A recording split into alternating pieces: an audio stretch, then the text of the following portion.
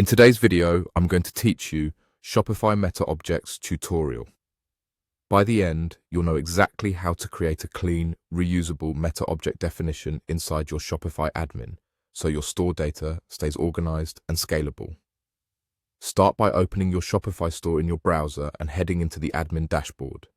Make sure you're in the correct store you want to work on and that you have the right permissions to change settings. Next, go to Settings. You'll find it in the lower left corner of the admin. We're heading there because meta-objects live under Shopify's data settings, along with other structured data tools that help you store and reuse information consistently. Inside Settings, click Meta Fields and Meta-Objects. This is the area where Shopify lets you define custom data. Meta fields are great for adding extra fields to existing resources like products or collections, while meta-objects let you define entirely new reusable content types. Think FAQs, team members, or size guides that you can reference across your store. Now click Add Definition. This creates a new meta-object definition, which is essentially the blueprint for a type of content you want to manage. You're telling Shopify what this object is and what fields it should contain. Here, you can create your new meta-object. Start by entering the name. Use a clear, singular name that describes one item, like team member or recipe. This keeps things readable when you create multiple entries later. Then enter a description.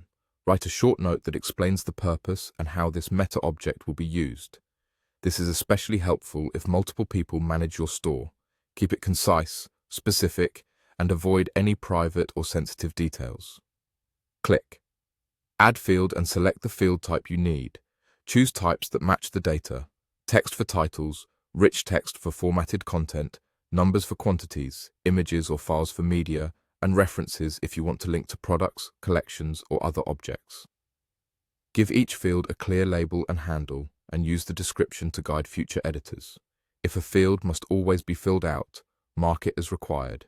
If you need multiple values, use a list where supported. Keep your structure consistent so every entry follows the same rules. You can add as many fields as you need and reorder them for a logical flow. Once done, click Save. Saving locks in the definition so you can start creating entries based on it.